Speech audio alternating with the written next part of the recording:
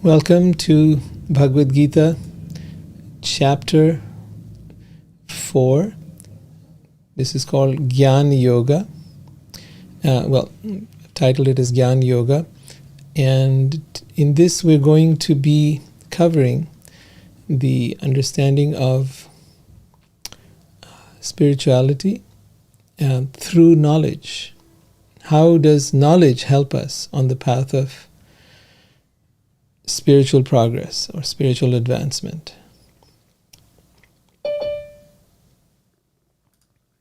So let's dive into it.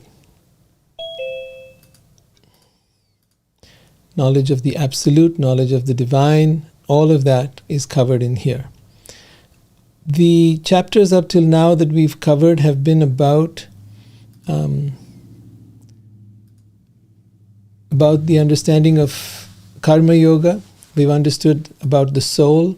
We've understood something about how the Bhagavad Gita originated. We've gone through a few things in the earlier chapters. And now we're going to dive into the actual nitty-gritty of it all. So you're going to see some really powerful information today. So let's start with the Bhagavad Gita, Chapter 4.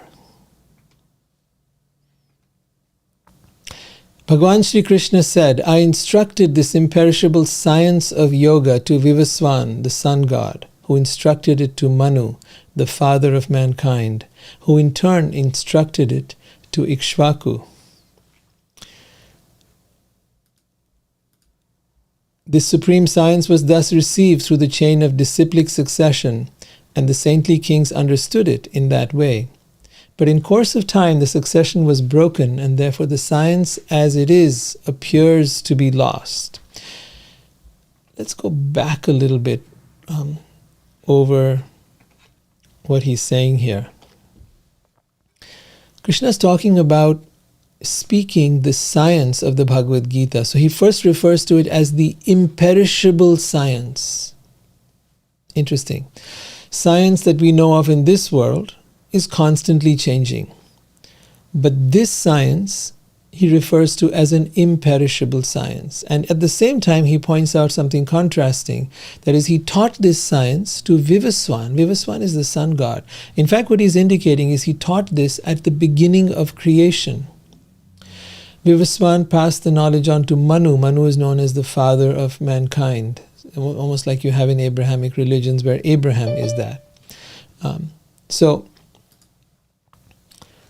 just as you have the concept of someone being the original, well, I don't know if it was Abraham or it was Adam who's considered the father of mankind in the biblical stories, but here you have Manu. Manu is known as the person who actually puts down the codes for how humanity is meant to live. Actually, the whole concept of the Vedas is this, that when creation takes place, we are not just left here with no guidelines, with no idea of how we should live. Rather, we are given very clear indications as to how we need to progress in our being here as human beings. Our being here is not random. Our being here is not accidental. It is not a result of some big bang that occurred and then suddenly here we are trying to figure things out and evolving from apes and monkeys. That's a lovely fairy tale. But hey, if we're going to believe in some kind of fairy tale, let's try listening to some other possibilities. Here is a possibility that perhaps makes even more sense than all the scientific one, at least to me, and I'd like you to consider it.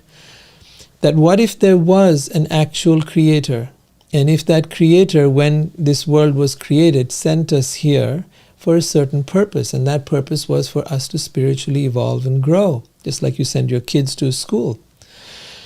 And what if, along with sending us here, all the instructions were given, the lessons were there, everything was given very clearly, how you need to live, what you need to do, what is the path, and the options were given. You weren't just told, oh no, you got to do it one way and there's no other way. No, there were a series of paths. Just like when you go to university, you can choose to be in the sciences or the arts, or you can be in so many different fields, and so many different options are given to you.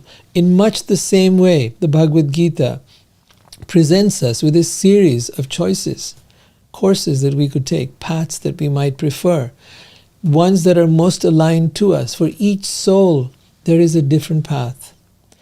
Unlike the Abrahamic religions which talk of only one way to God, the Bhagavad Gita thinks of every person being on their path. And every path is like a river that comes and merges into the ocean. And so in that way, every path is valued. Every person's journey is honored. And there is no one who is on the wrong path, including someone who may have gone astray, who may have gone completely off tangent, may have become completely hateful of spirituality or God or anything like that. All of them are on their path, as you'll see now. So Krishna is starting to talk about a information that he gave in the beginning of creation that was handed down in a disciplic succession. And as that information was lost over time, he says that he is here to reinstate it. He says, that very ancient science of yoga is today told by me to you because you are my devotee as well as my friend. Therefore you can understand its transcendental mystery. Now you might wonder, well, why does one have to be a devotee or a friend or something like that? Because your friend is willing to understand things that you may not. Your friend is willing to be receptive, right? So Arjuna is devoted to Krishna, and therefore his devotee, and at the same time, he is a friend. What greater combination can there be? People often think in terms of God as someone, who's out there on some throne or something like that, and therefore cannot be approached. But Krishna makes it very clear. I want you as my friend. I'm not looking to be in a position of being some great person, a God who sits on a throne. No, I want a relationship with you. I want to be your friend. I want to be your lover. I want to be your child, parent if you prefer. Or I just want you in my life somehow or other. So he's referring to Arjuna as his very, very dear friend. And he says, because of that bond, because of that connection, I want to reveal this knowledge to you. And just as he reveals it to Arjuna, it is now being revealed to you in that line of disciplic succession. As I have learned it, and as I now pass it on to you, we continue learning in much the same way, without making things up, without just trying to stay as true as possible to the original intention and teaching of the Bhagavad Gita as Krishna presents it. So at this point, Arjuna makes a very interesting comment, and he asks Krishna, he says, the sun god Vivasvan is so much older than you, right? He's senior by birth to you. How am I to understand in the beginning you instructed this science to him? See, Arjuna is not going to just take things lying down. He's not just sitting there trying to believe every word that Krishna is saying. He's like, wait a minute. What is this you're telling me? How is this possible? At that point, Bhagavan Sri Krishna replies, and this is a really important point which I make in every one of our Bhagavad Gita classes, but for those of you that are new, I'd like to reiterate that. Bhagavan Sri Krishna, Bhagavan Uvacha is the way it is spoken, is written in the Bhagavad Gita. Bhagavan refers to the Supreme Being, right? One who is the cause of all causes. Means whatever is the causation of the world, this being is the cause of all of that exists, right? Sarva Karana Karanam is the cause of all that exists, and of all that is happening, and all that will happen, right? Of all knowledge, and of all that we are.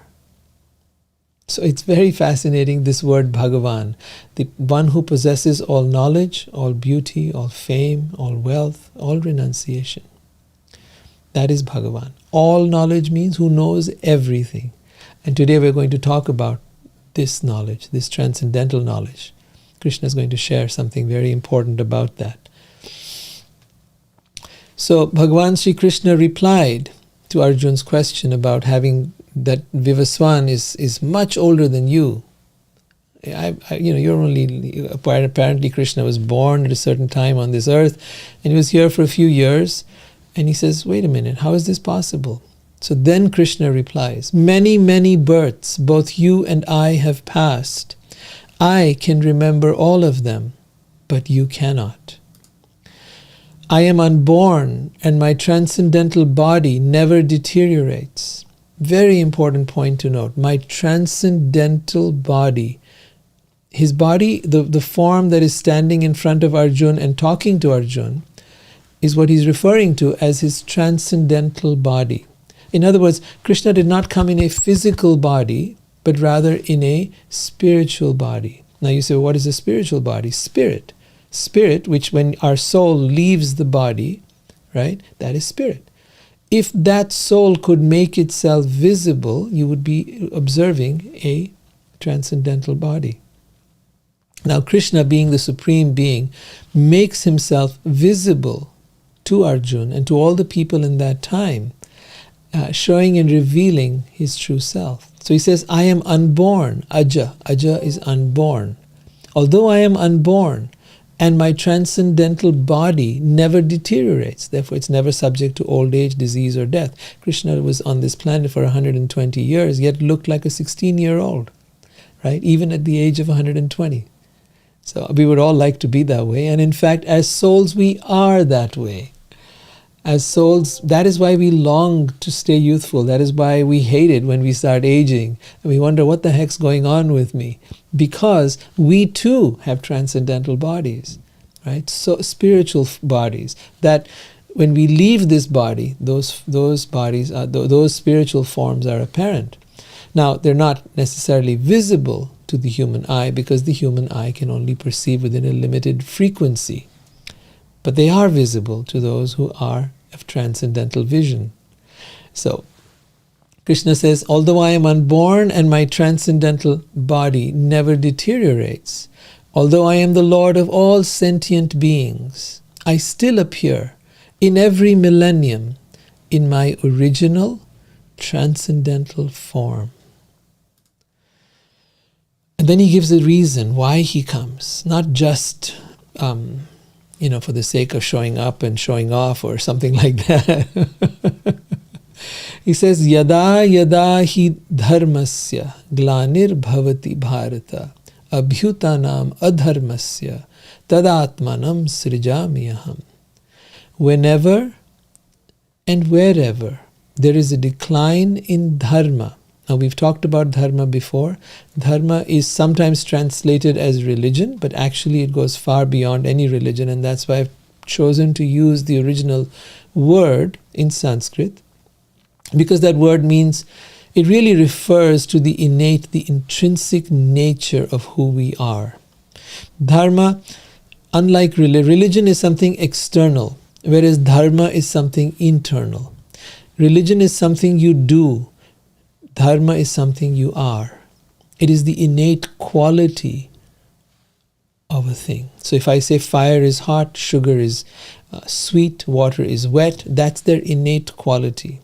What is the innate quality of the soul, of you? What is your innate quality? And that is only discovered as we peel off the layers of the ego, and we discover the true nature of the soul. Then you meet who you really are. Till that point, you've only known your body. You've only known your mind. You haven't got to know yourself. And people talk today about wanting to love themselves, wanting to know themselves. They study personality types and so many other ways in which to get to know themselves. Even in astrology, tries to tell you who you are. But you'll never know who you are until you peel off the layers of all that you think you are, because that's the ego thinking what you think you are. That's your ego. And you find out who indeed you actually are, your innate self. That innate self is what dharma is indicating, the discovery of that. So Krishna is saying, whenever and wherever there is a decline in dharma, the teaching that helps you get to your innate self, or your soul, and a predominant rise of adharma. Adharma could be called irreligion, could be called sinful activity, whatever, but primarily it is about people going off the path of spiritual advancement. When there is a rise of adharma, at that time I descend myself. Right? It's fascinating to think that that which is the creator of everything would take so much trouble for all of us, would care about each and every one of us, that we don't get lost out here, that we don't get stuck in this world, that we make it back home, back to God. That is the intent with which Krishna comes, to show that mercy, that compassion, that kindness to all of us.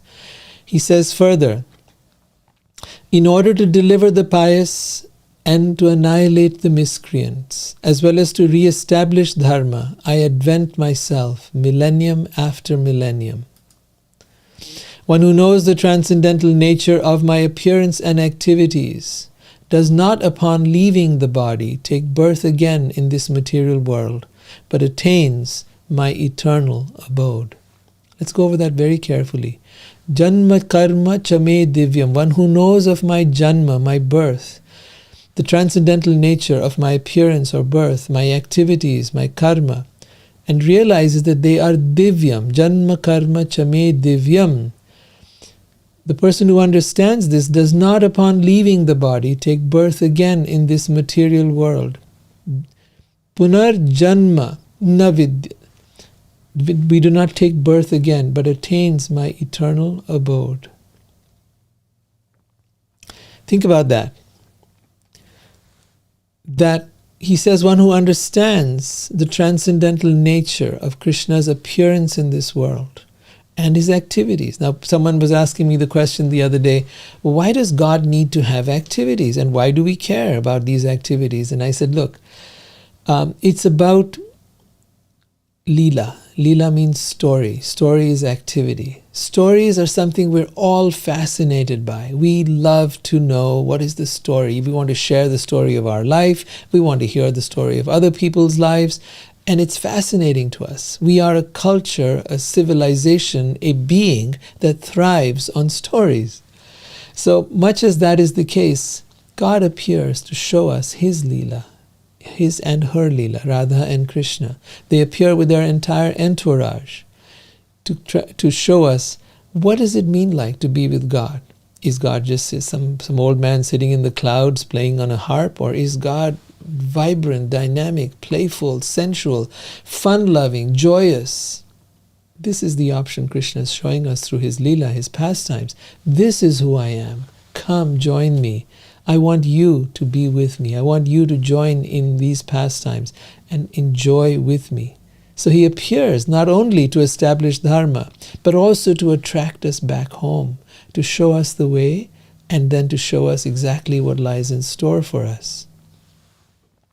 And therefore He says, such a person who has understood my appearance and activities never takes birth again in this material world, but returns to my eternal abode. Just as we are eternal, there is an eternal abode from where we came. Because we are eternal beings, we find it artificial to die. We find it unnatural. We don't want to. Even the smallest of creatures, from the cockroach to the insect, does not want to die. Why? Because it's against our very nature. We are meant to live forever. It is who we are. It is intrinsic to us.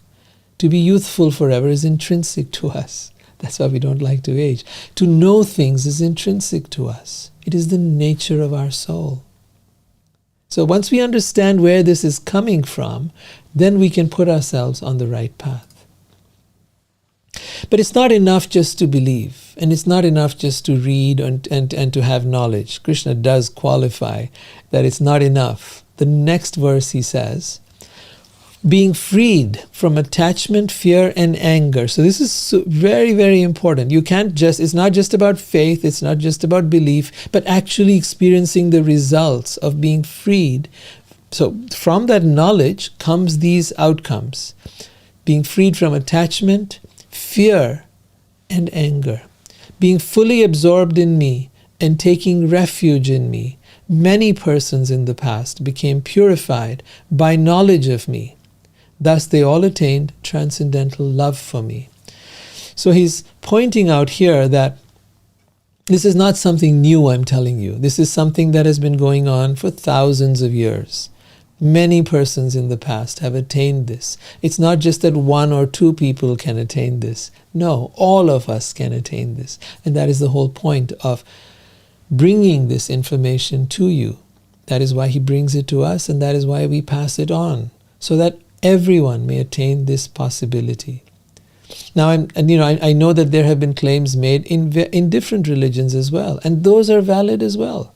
When they say that no one comes to God except through Christ, so be it. The Guru takes you to God. That's what we have in the Vedic tradition. The Guru is the one who teaches you and shows you the way back to God. And so it is with anyone who is teaching that path. And one needs to respect that. So it's not the first time that someone said that if you follow me, I will take you to God. This has been said way before them. 3000 BC, Krishna was saying these very words, right? All of them, Krishna says, as they surrender to me, right? So all these people who came in the past, as they surrendered to God, I reward accordingly. So according to the level of surrender, they are rewarded. What are they rewarded with? Becoming free from attachment, fear, and anger. Developing the results of a spiritual path. If you're following a true spiritual path, this is what will happen. You will become free of fear.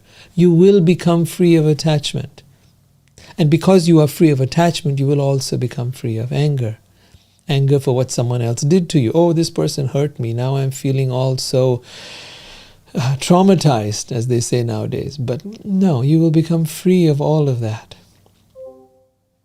So all of them, as they surrender unto me, I reward accordingly. In other words, he reciprocates our efforts. Reciprocates. And we begin to see the results. Everyone follows my path in all respects. As I had said to you earlier, that every path, whichever path anyone is on, is ultimately leading to God. Even if you've gone away, if you're an atheist, doesn't matter. It's just a matter of time. You can't be an atheist without somewhere believing in God. Otherwise, if God, I'm not an Santa Claus. If you say I don't believe in Santa Claus, because there's nothing like that. There's nothing like that. But if you actually disbelieve in something, well, now you are in a sense referring to its possible existence. If so, why not investigate that? And before you just go around disbelieving something, why not investigate it? Why not find out if there is any possible truth to it? Right? So Krishna continues here. He says, Chatur varnam maya srishtam guna karma vibhagasaha. Now, remember, at some point we've talked about this, that there was what was known as the caste system in India, and this verse specifically talks about that. Chatur varna. In his time, in the Vedic time, 5,000 years ago, and before that, this system existed. Not a caste system, but rather a system based upon guna and karma, one's aptitude and one's activities. Based on that, society was divided into four basic, the Brahmins, the Kshatriyas, the Vaishyas, and the Shudras. The Brahmins were the priestly class. The Kshatriyas were the warriors and administrators, like people in government. And the Shudras, or the people involved in commerce and trade and all of that. And the Vaishyas and the Shudras. Shudras were those who were engaged in the menial tasks. So everybody had their place in society, and no person was considered higher or lower. All of that came later as the system was corrupted in the present time, Kali Yuga. this age that we live in now, after Krishna left, after he taught all of this, the Brahmins actually stopped teaching to the average people and just engaged them in rituals. And because they stopped teaching this knowledge, they could twist it around any way they liked. And this happened in other religions as well, as the priestly class withheld the information. In fact, I remember watching about King Henry the Eighth, and in his time, if someone even so much as read a Bible, they would be killed. They would be burnt on the stake. You were not supposed to read it.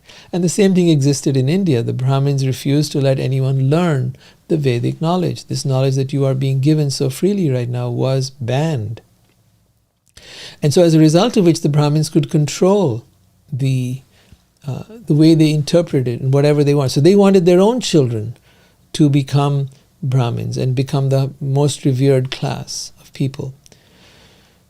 And then the kings wanted the same thing, and so everyone kind of fell into this, especially those in power fell into this idea. And then came the caste system, which was a complete corruption. And people say, oh, what a good thing it is that it was destroyed. No, Krishna was not trying to create a caste system. He was simply saying society needed to be organized a certain way. And everyone had the opportunity for liberation.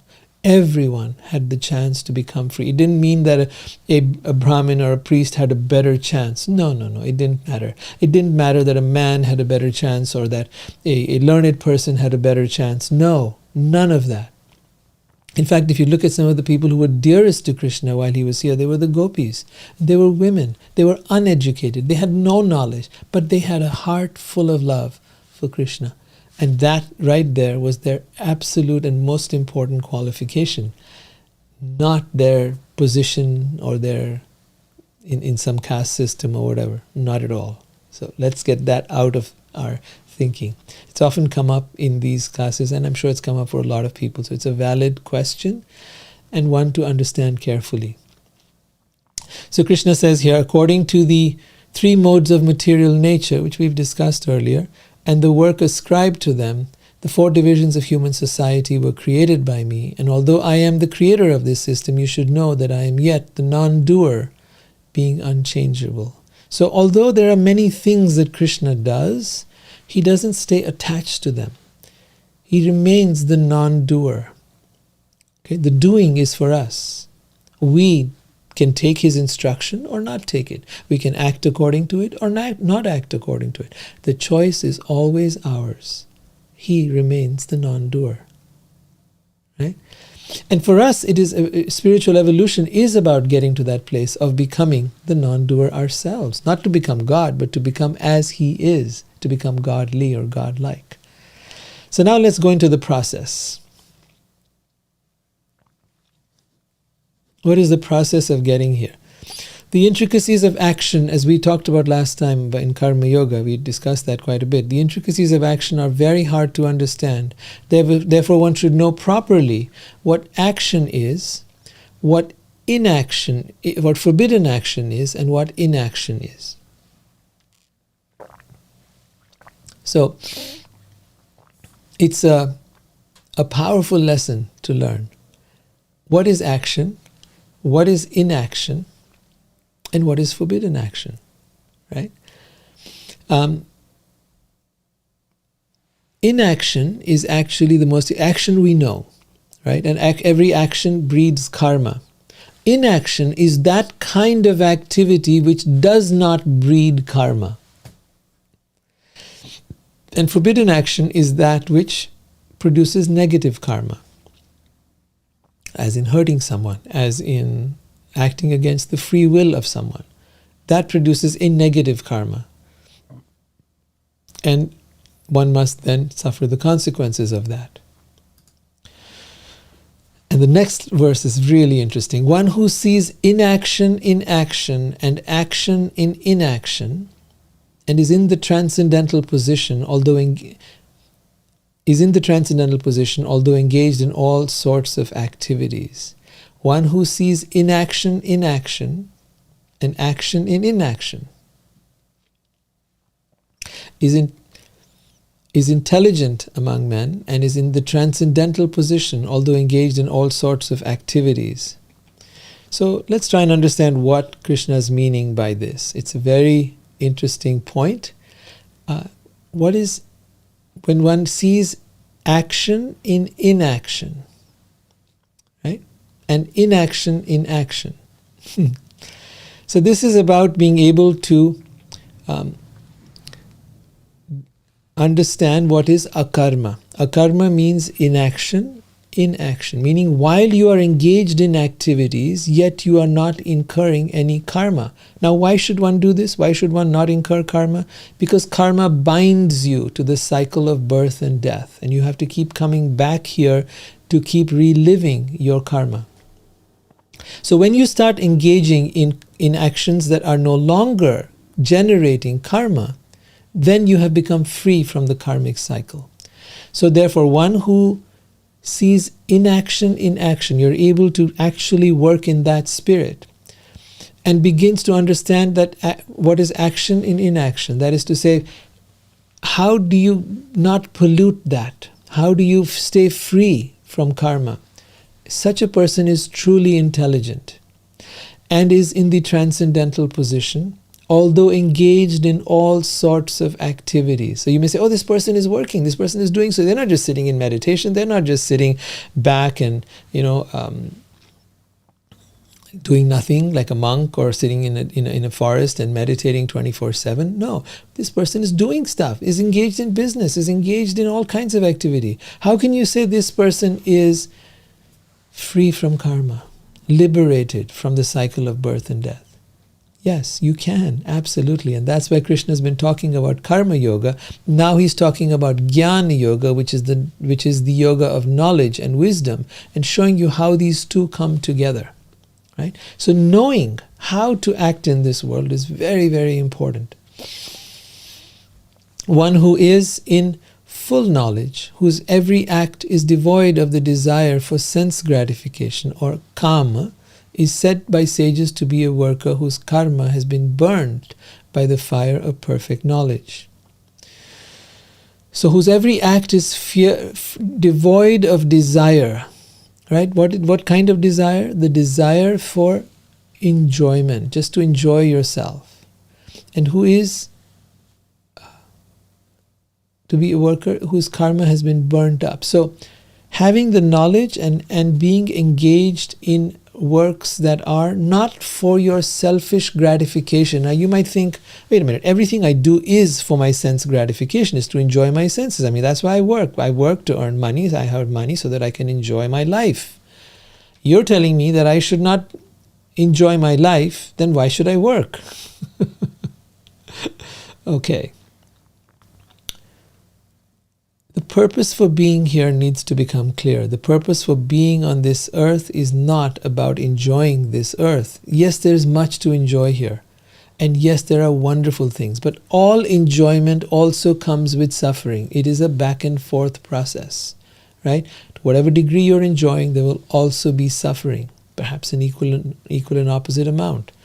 But these two are linked together. When you talk about going on a path of liberation or freedom from the cycle of karma, you talk about going beyond mere enjoyment.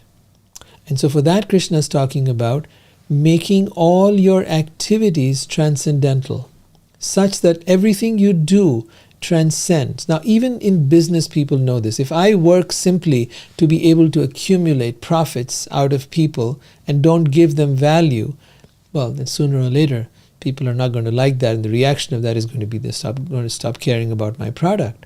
I have to care about my customer. I have to care about the people. Similarly, someone who is engaged in government needs to care about the people, or they're going to vote that person out. So it's a question about becoming selfless, and this is a big part of what this means, akarma, is learning how to become selfless. Although our world very much promotes right now the idea of selfishness and narcissism, where everyone's out for themselves, this ancient wisdom is about how to become selfless, about how to work in a spirit of service, in a spirit of devotion, in a spirit of being there for others rather than only being there for yourself. So enjoying your senses will happen.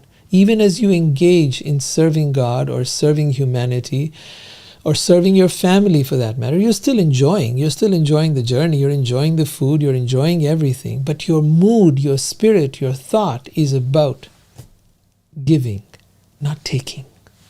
That's at the heart of it.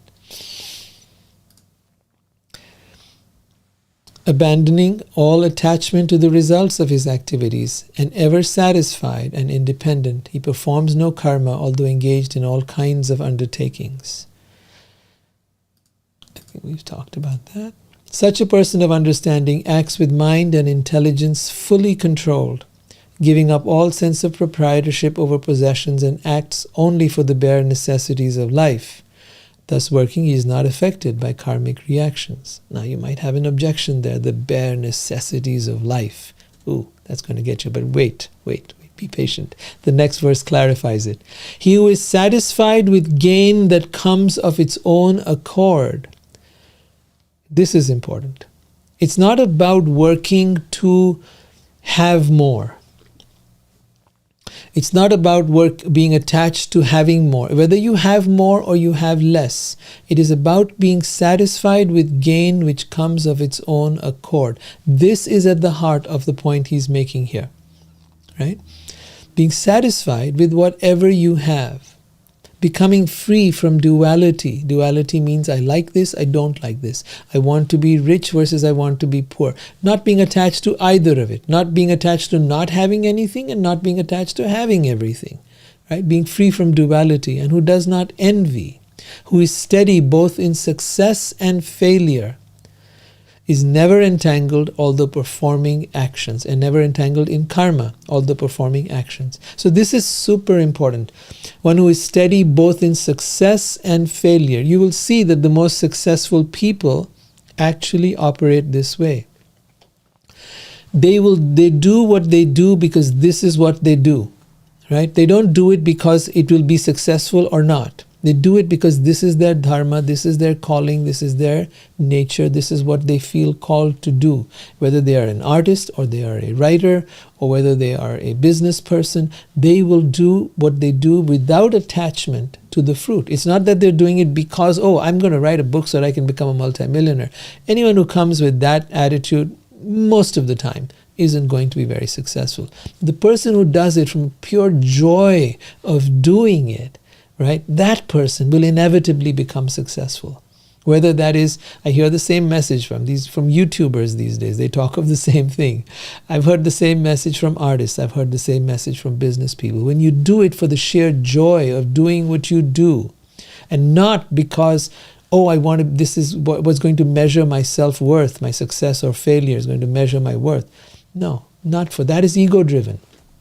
And that will never be successful. Even if you get what you wish, you will still not be successful, because somewhere in there you're dependent, you're at the mercy of others, of circumstances, of situations. Because if the market goes up, you're happy, and the market comes down, you're miserable.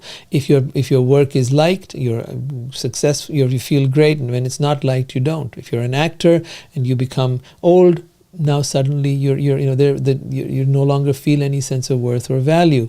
So in so many ways one could explain how important this is, to become steady both in success and failure, to be satisfied with gain that comes of its own accord, right?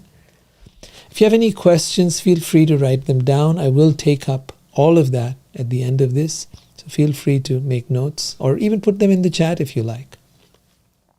Then Krishna goes on to talk about different types of sacrifice. I've kind of shortened it down a bit. He talks of study of the Vedas, sacrifices to demigods, practice of Ashtanga yoga. These are all sacrifice. He says sacrifice is vital.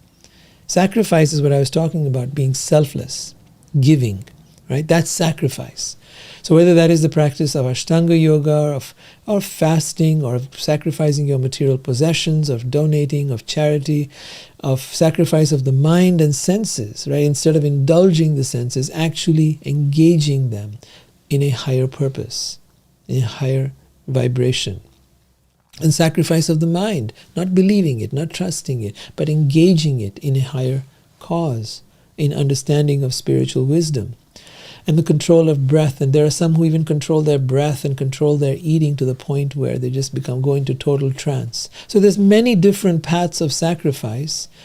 He says, but most important, and he says all of them, rather, lead to the cleansing of karma. And having tasted the nectar of such sacrifice, they go to the supreme eternal atmosphere. That is mukti, liberation from this material world. Without sacrifice, one can never live happily on this planet or in this life. What then of the next? So this is such in today's time where everyone is, it's a me culture and everyone wants things for themselves and for their own enjoyment. This comes as a very powerful message saying, no, this is not the way to spiritual growth. This is not the path to spiritual advancement. This path to spiritual advancement comes as we sacrifice, as we let go all of our needs, our wants, our desires, as we let go of all that we think and all that we believe and all that we are, to the more you actually strip off the layers of who you think you are and what you want and all of that, the more you come closer to yourself. And as you come closer to the true self, you also get closer to God. So that is why he says that without sacrifice, one can never live happily on this planet or in this life. What then of the next? The sacrifice of knowledge is greater than the sacrifice of material possessions. After all, the sacrifice of work culminates in transcendental knowledge. I've tried to explain it here. This is how he's explaining it. That the bottommost level is the sacrifice of possessions, right? That we actually realize that nothing belongs to me. No one belongs to me, right? So we don't try to hold on to the world. We no longer get attached to the things of the world, but rather we understand that nothing is mine. Everything belongs to God. The second step is the sacrifice of our work. And as we learn to let go our work, we let go of karma. We begin to realize that I'm here, as we were explaining all this time. My work is simply there as a sacrifice, as a service to others or to God.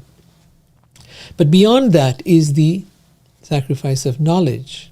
Actually letting go what you know and coming to a place where you understand transcendental knowledge and wisdom. That is our doorway to getting to the absolute truth. The absolute truth, what is that?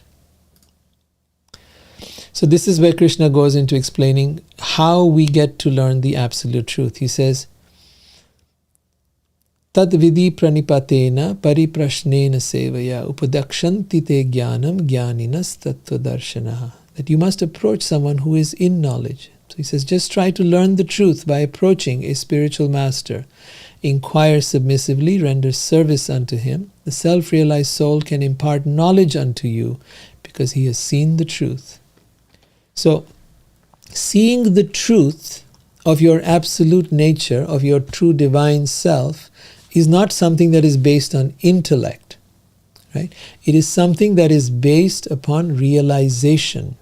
In Sanskrit, there are two words. There is Gyan, which means knowledge, and there is Vigyan, which means realized knowledge. Knowledge is very easy. You can learn stuff. But Vigyan is the application of knowledge, the realization of knowledge. So we talk about not just knowing about the self, not just theoretical knowledge, but practical application, which is Vigyan, which is the realization. So a self-realized soul, he says, can truly impart knowledge unto you because such a person has seen the truth. How should you inquire? Submissively. What does submissively mean? It means with an open mind. Be willing to listen with an open mind. Be willing to act upon what you're learning. In that way you will learn. In that way you will make progress spiritually. And then he continues. And when you have thus learned the truth, you will know that all living beings are but part of me, that they are in me and are mine. This is the bottom line. When you have thus learned the truth, you will know that all living beings are but part of me. They are in me and are mine. Even if you are considered to be the most sinful of all sinners, when you are situated in the boat of transcendental knowledge, you will be able to cross over the ocean of miseries. Ocean of miseries meaning this world, the material world. As a blazing fire turns firewood to ashes, so does the fire of knowledge burn to ashes all reactions to material activities or karma. In this world there is nothing so sublime and pure as transcendental knowledge. Such knowledge is the mature fruit of all mysticism, and one who has achieved this enjoys the self within himself in due course of time. Now it's important to know that Krishna keeps grounding this information into something practical and discernible, that you can actually see what is the symptom of a person who is truly advanced. And here he explains it very beautifully. Such a person who has achieved, and he says, such a knowledge is the mature fruit of all mysticism. So you have mystics and all kinds of mysticism, right? All kinds of paths telling you all kinds of different ways. All that is good. But the way you will know you have truly progressed is when you come to the place where you enjoy the self within yourself. When you understand that there is no greater pleasure on this earth than what lies within you. There is no greater joy, there is no greater love, there is no greater achievement than being able to experience that which lies within you. This is the Holy Grail. This within you is the ultimate of all spiritual progress. From here begins your journey to God, because you have understood the most fundamental nature of God by having access to yourself. Now it is no longer a question of belief or faith or trusting someone. You have direct experience of what is the nature of God within you. This is a science, and it begins with knowledge and karma and all that things we were talking about till now, karma yoga, Gyana yoga, but ultimately it comes to self-realization. That is the destination, and that needs to be very clear. So it continues. We've got just a little more to go. A faithful person who is absorbed in transcendental knowledge, who subdues his senses, quickly attains the supreme spiritual peace. But ignorant and faithless persons who doubt the revealed scriptures do not attain God consciousness. For the doubting soul there is happiness neither in this world nor the next. It's a really important point to understand that doubt is such a powerful enemy. Doubt breaks us. We doubt ourselves. We start to develop low self-esteem. We start to our ego starts to crumble. If we doubt our partner, we ruin our relationship.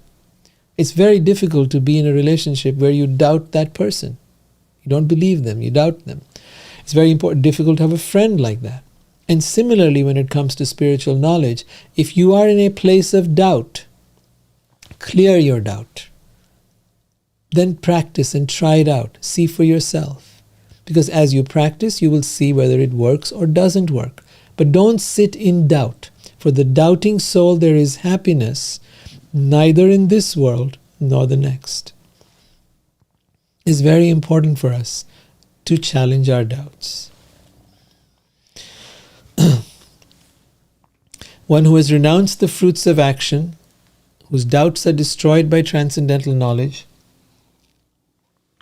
and who is firmly situated in the self, is no longer bound by karma. So this is the way to become free. Free from karma, free from this world. And then Krishna continues, therefore the doubts which have arisen in your heart out of ignorance should be slashed by the weapon of knowledge. Armed with yoga, O Bharat, stand and fight. So I would say that for most of us, and for all of us, the journey of self-realization is like that battle that Arjuna is in. It is a journey of being able to fight with knowledge, to fight with awareness, not just randomly fight something, but we are ourselves in a battlefield. The battle that is going on is in here. Some people ask, well, is the battle of Kurukshetra metaphorical? And I would say to them, yes and no. Our own lives, everything that's going on in our life is in many ways metaphorical. There's a lesson in there. There is a deeper meaning and significance in there. And therefore, you could say our lives, everything that happens to us is actually metaphorical. There is something beyond that which you see. And yet, on the other hand, we can say it is actually happening, right? So it is and it is not. It is metaphorical and it is literal or real. The same applies here. There is an actual battlefield of Kurukshetra. There is an actual evidence of Krishna's appearance. There is evidence of all of that. It can be looked up in all the research that has been done by archaeologists. But what matters more to us is how those teachings apply to us. So there is the literal, that historical Krishna, and then there is the metaphorical incident. So we can say, yeah, the battle of Kurukshetra happened, that was 5,000 years ago. What's that got to do with me? And the relevance is this, because there is a battle going on in your mind, in your head, in your life, even right now. Even as you live right now, you are in that battle. And in that battle, so many things come up. That is why transcendental knowledge is needed. That is why this wisdom is needed. That is what prepares you for how to deal with this world in a way that is going to liberate you and bring you to the place of finding the greatest ecstasy and joy, and make this journey the most beautiful that it can possibly be. So with that, I'm going to end, and I'm going to open things up for questions. And if you have any questions, I hope you've noted them down, and you're welcome to ask. But let's see what you've got.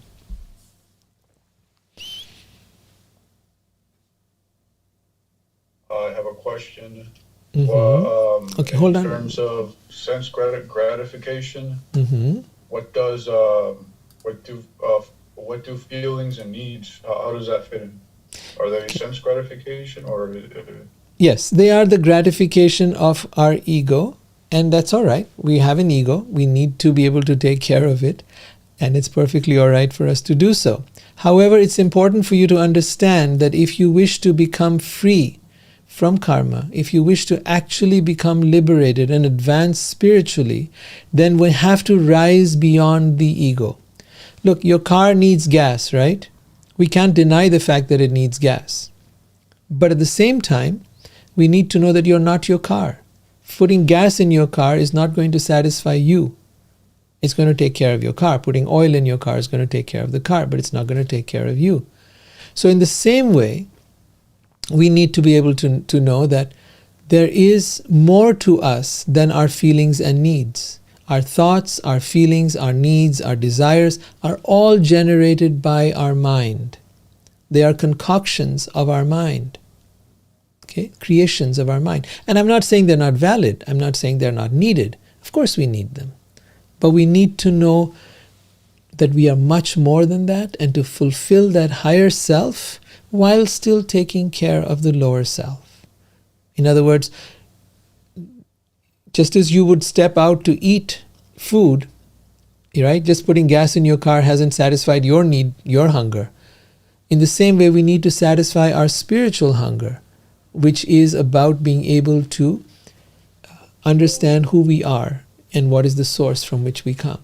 In that way, we begin to come to a place that is beyond this world and no longer suffer the way most people do. Is that making any sense?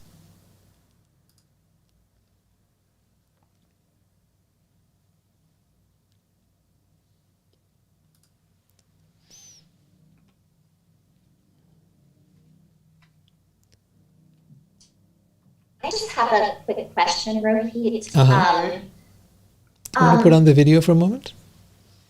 Oh, sorry, I'm in a really dark room. Okay, no problem, no problem. Go ahead. Yes, go ahead. Ask your question. But is this necessarily inconsistent with evolution? Actually not. You know, the concept of evolution is partially true. That's the interesting part. Evolution does occur, but within a species, not interspecies. One species doesn't turn into another. That part of the evolutionary theory has never been proven. Even in Darwin's thing, he talked about the evolution of the species, but he never was able to show the missing link. That's what it was called, where the ape is turning into the human, and there are these different stages where it's actually happening. The ape remained the ape, the human remained the human. Now, as humans, we have certainly evolved. We've gone in through so many different stages of the Neanderthal all the way up to now. We've definitely evolved. Within apes, there might be such an evolution taking place. Within giraffes, there might be such an evolution taking place, right? But not interspecies. That's where Darwin's own theory, based on, because science requires evidence. And a science without evidence is simply a story, it's a mythology. So there is no evidence proving interspecies evolution at all. It just isn't. It hasn't been found in whatever period of time since Darwin first came up with that theory. But there's another kind of evolution that is taking place too, and that is the evolution of consciousness. And that evolution is what we're actually wanting to look at here. So yes, evolution is a thing, and not the way Darwin presented it. That's all. Thank you. You're welcome. And thanks for your lovely questions. I really appreciate it.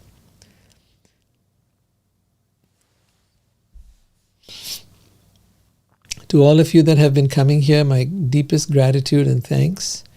And I really, really deeply appreciate your questions, the things you come up with. So we've been talking about the soul in chapter 2. We then talked about karma yoga, right, in chapter 3.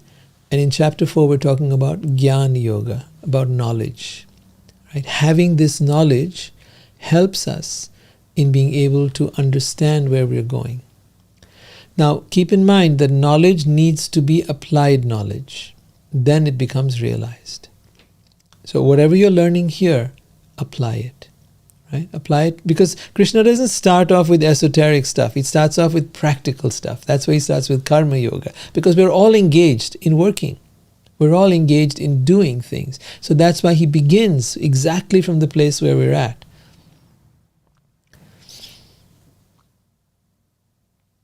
And in doing, we have certain outcomes that we want. We have certain desires to fulfill, certain needs to fulfill. And Octavio, just as you pointed out, that's exactly what we are all driven by. We are driven by fulfilling our desires. And that's what's created the mess that we're in, a society that is full of giving you more and more things to desire, giving you new fashions every year, giving you new technological products every year, giving you all kinds of things that you could desire. The objects of desire are endless. And so here we are, like a hamster on a wheel, running. After what? Eventually we get old, we get sick, we die. So what are we running after? We're not going to take any of this with us. It's only here with us for a few years, and that's it. Why not focus our attention, our energy, on that which can never be lost? That which will be our eternal wealth, our eternal asset, our eternal possession. And that is our soul, because this is the only thing that you take with you when you die. So why not cultivate that? Why not develop that? Why not enhance it? Why not enrich it? Why not make this your truest wealth of all?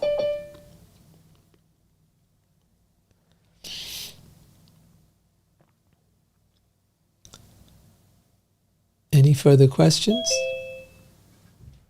Any further thoughts? Questions about that? About what we've talked about so far, about the Bhagavad Gita?